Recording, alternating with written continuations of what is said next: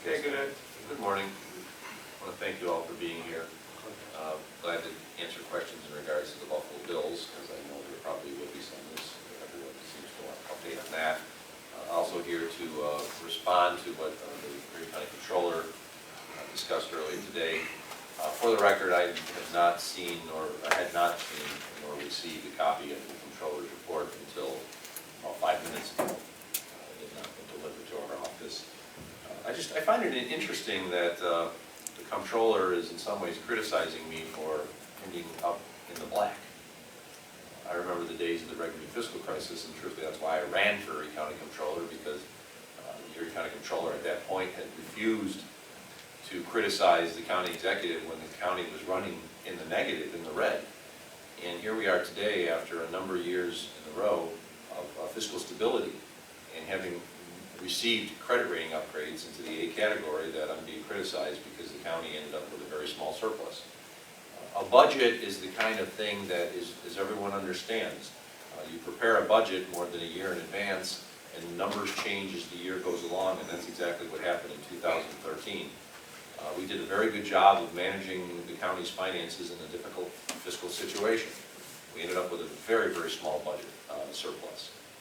If you think about it, we have a $1.5 billion budget, which we have to manage across all accounts, and in the end, we ended up with a surplus that was less than 1%. So it's disappointing that the county comptroller would come out and criticize my office, the Division of Budget and Management, for what is our responsibility to the people of this community, which is to end up with a balanced budget and provide the services that the public wants. We were able to do that in a difficult fiscal climate, and I'm very proud that we were able to end up with a very small surplus. So for the criticisms of the county comptroller, it leads me to believe it has nothing to do with the actual financial issues of the county, but it's just a publicity stunt. I never criticized either Joel Giambra or County Executive Chris Collins for ending up with a surplus. I do remember criticizing Mr. Collins because he ended up with such a large surplus in 1 year that he refused to spend the money, which was the stimulus funds that we received from the federal government.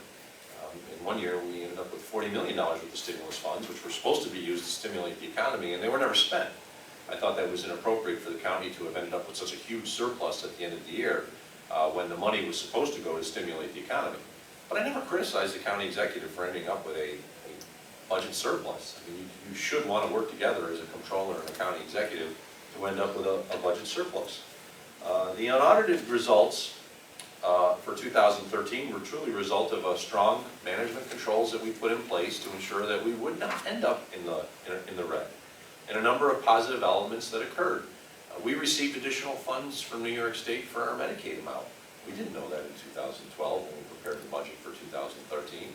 But when you receive a few $1 million extra in Medicaid account savings, so to speak, from New York State, well, that you take advantage of. We had some very positive numbers in our real property tax collection.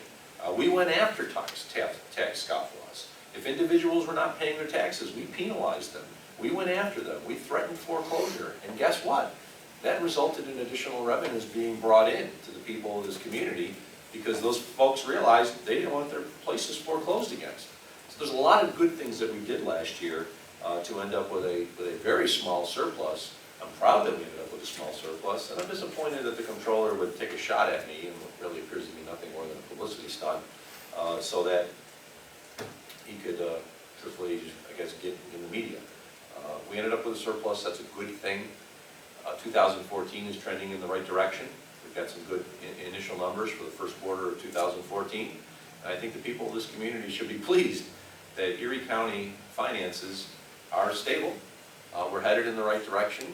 And after the Red Green fiscal crisis of almost 10 years ago, that we're not talking about fiscal instability in Erie County anymore. We're talking about the opposite. We're talking about fiscal stability and an economy that has truly turned the corner and headed in the right direction. And I know that's what the people of this community care about. Jobs being created, our economy headed in the right direction, and Erie County's fiscal house is in order. And it is. I'm glad to answer any questions on this or other topic. One of the other things he was talking about was the cost of the Bills lease. He says it's costing a lot more than what people realize, $11.5 million a year, $150 million over the life. And he said that he felt that you were misleading the public and trying to hide some of the numbers. Your reaction? I've never misled the public in that. We've talked year in and year out about costs associated with the Buffalo Bills lease.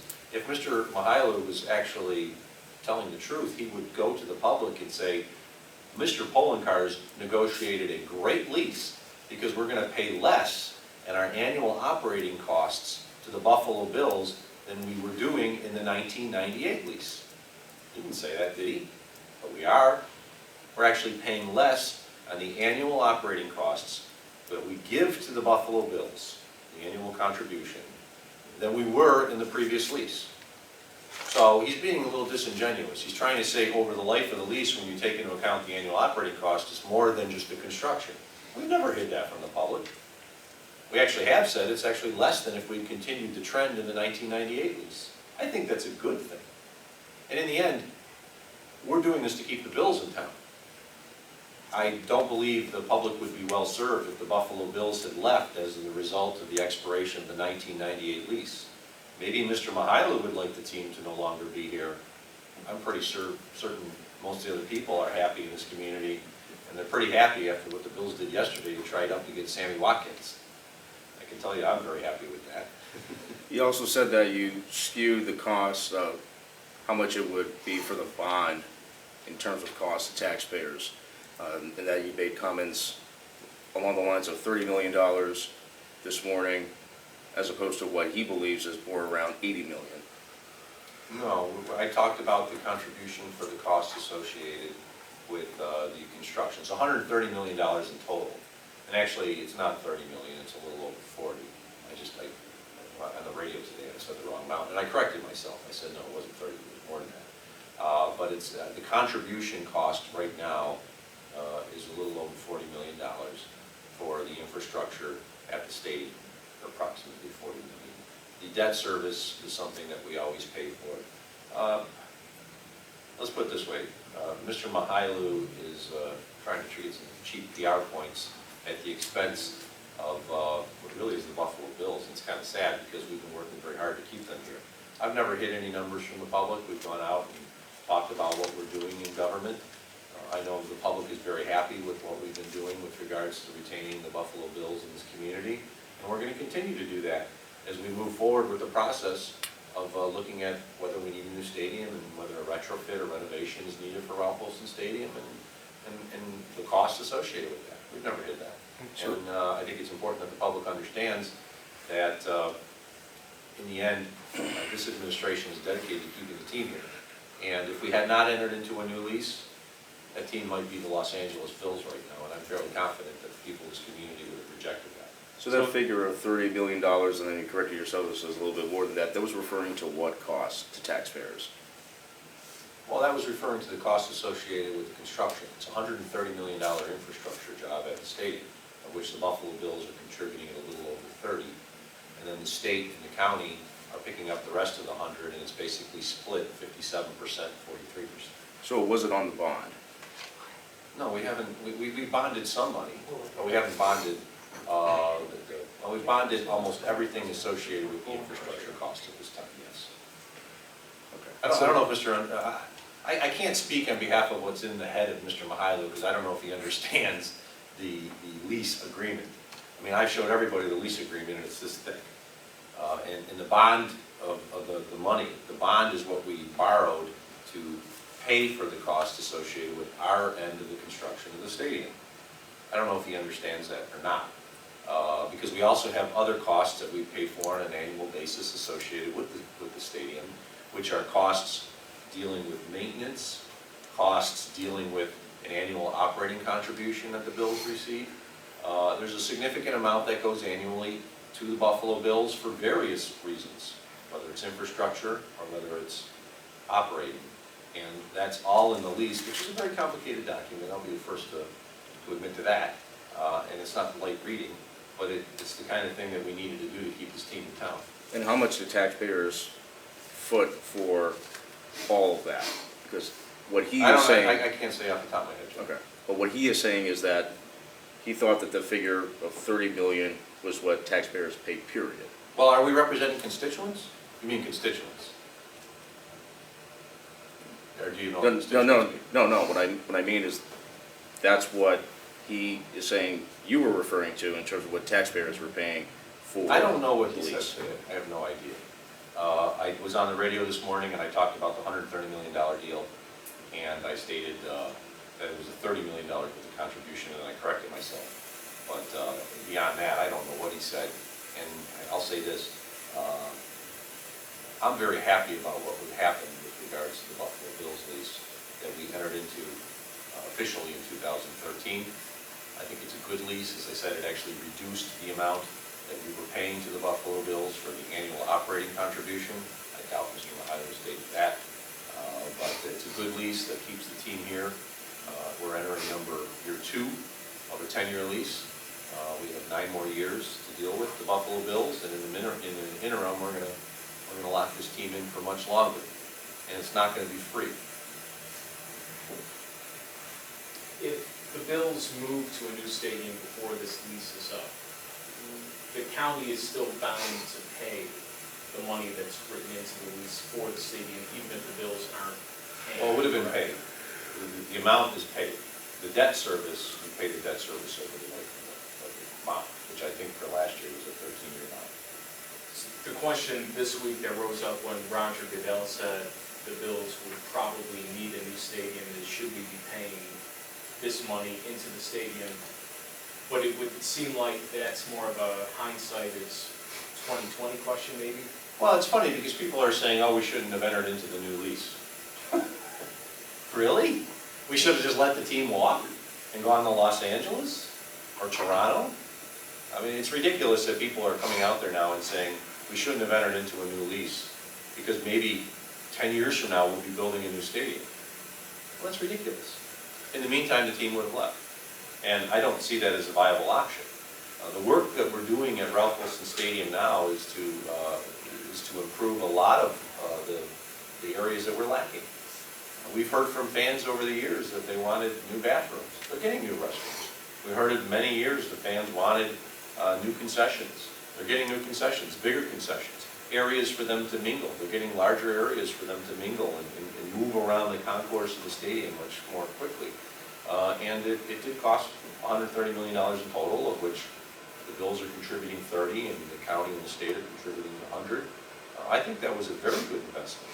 It's an exceptional investment, if you think about it, in the long-term viability of this franchise. Because if we hadn't done that, they could have left. And I guarantee you, if we had not negotiated a lease with this team, I'm fairly confident that this new season, Sammy Watkins would have been suiting up for the Toronto Bills. And I believe the people of this community would have rejected that. And so what's the timeline for this new stadium that Mr. Goodell says we need? The governor has, hired a California firm to cite possible locations. It certainly sounds like if a new stadium is going to happen, it'll be a lot faster than 10 years down the road. Well, not necessarily, because it would take a number of years to construct a new stadium no matter what. The reason that we're doing this now is to put ourselves in place so that at the end of this current lease, we know what the goal is, whether it's, once again, to renovate or retrofit Ralph Wilson Stadium or to construct a new stadium in the interim. It's good. From what I've heard from our Department of Public Works, that if you were to construct a new stadium, it would take approximately 2 to 2.5 years for the actual construction. But the engineering, the site work, the acquisition, that's another 2-year process. So from the date you decide we're going to build a new stadium and you know how you're going to pay for it, to the time you actually have it up and running and constructed, it could take 4 years. So we're doing what's necessary now to ensure at the end of this current lease that we have not just a plan in place, but that we have the actual item in place going forward so that the new owner can succeed here. I want to remind everybody, Mr. Wilson was very successful financially in Buffalo. The team, I believe, will always be viable in the Buffalo market. The question is how much money can you make compared to other markets like Dallas or San Francisco or New York. So it's not an issue of being economically viable from a standpoint of can you make money here? Yes. Even if they never did another thing and they stayed at Ralph Wilson Stadium without any changes to it, the team will still be viable. The question is, can you match up to the big markets? You're never going to match up to a San Francisco, a Dallas, a New York, and Buffalo. As explained to me by the Bills, they want to basically be in the same market as other teams in similar sized communities. They want to say, we can be competitive with Kansas City. We can be competitive with Pittsburgh. We can be competitive or be more competitive than Jacksonville. I know right now the Buffalo Bills are a very successful franchise financially, and there are at least a quarter of the teams that do worse than them on the balance sheet. And that tells me that this team can be viable here. Mr. Goodell would like to see a new stadium built everywhere. There's no doubt about that. I have no doubt that Mr. Goodell would like to see a new stadium built in every community. Whether we need a new stadium here is something we're going to determine, and the new owner is going to have a lot to say with that. Remember, the current ownership under Mr. Wilson, or past, did not want a new stadium built. They said they did not need a new stadium. Mr. Wilson said repeatedly, I don't want a Taj Mahal. I want a nice little football stadium where I can be successful and my team can be successful.